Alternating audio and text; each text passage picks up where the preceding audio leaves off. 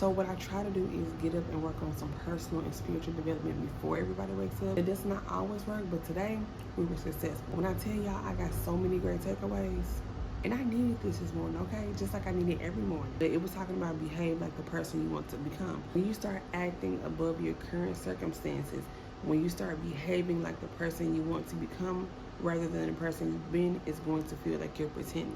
But it's not pretending, it's practicing. That was a real good one. Successful people understand that you don't wait to become the person you want to be.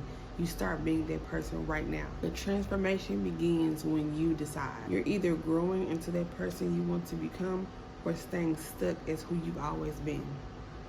Your time is your life, and how you use it determines what kind of life you create. The people you choose to spend time with will either accelerate your growth or sabotage it completely.